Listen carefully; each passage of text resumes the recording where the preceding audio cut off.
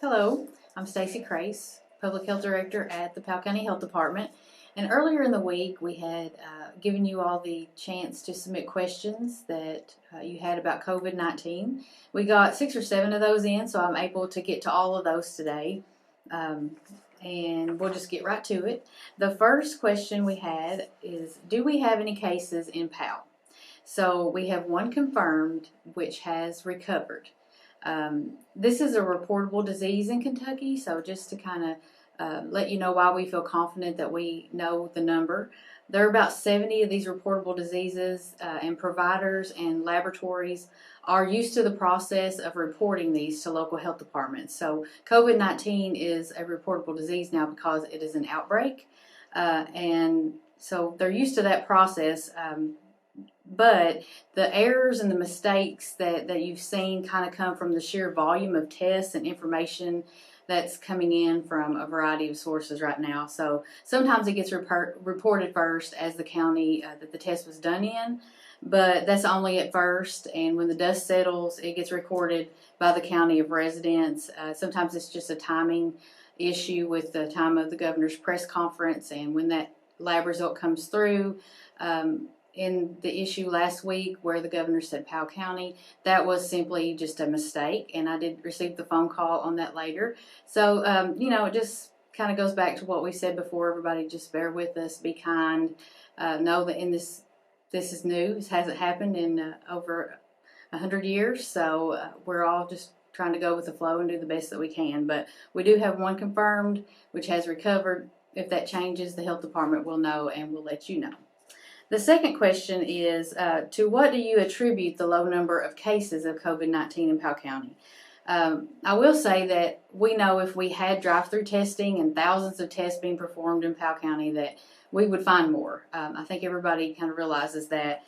However, I do know there's been many tests done in Powell County at the providers' offices. Also, area hospitals have tested Powell County residents. So we know that there's been many tests done.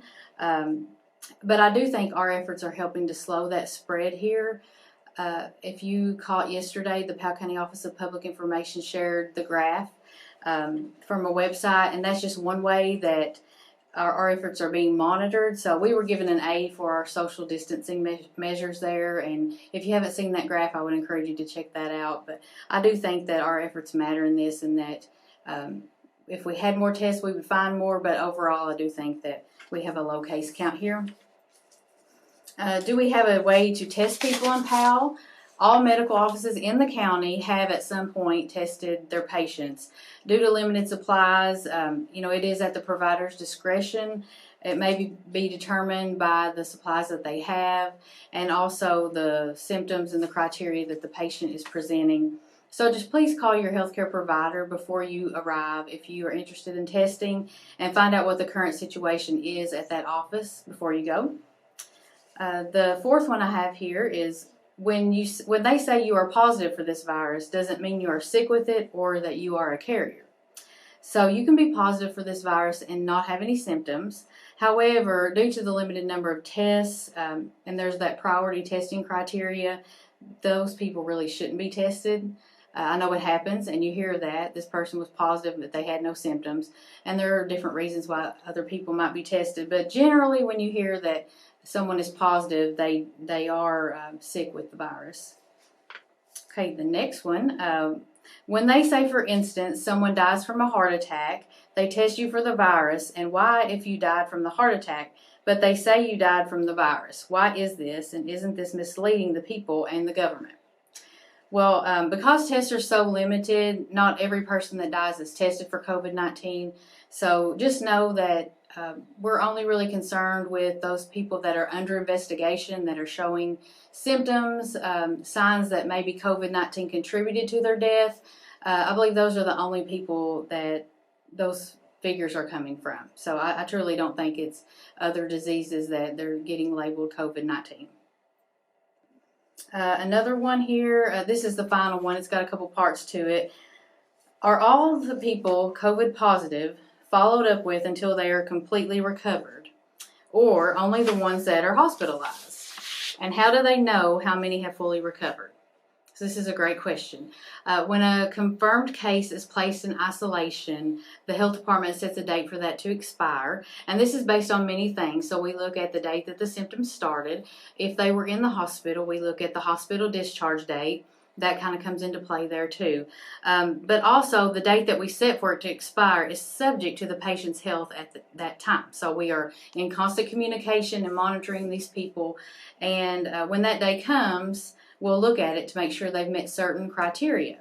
And I copied this from our guidelines just so you'll know the exact criteria to come out of isolation with a positive COVID case. So that would be at least 3 days have passed 72 hours with no fever, without the use of fever-reducing medication. And, so these are all 3 ands. It's not either or. The second one, improvement in respiratory symptoms, so the cough and shortness of breath are better. And the third one, at least 7 days have passed since symptoms first appeared. So if all 3 of those things are met, then we consider that person to be recovered. There is another way that this could be done, and that's if someone gets 2 negative tests within 24 hours.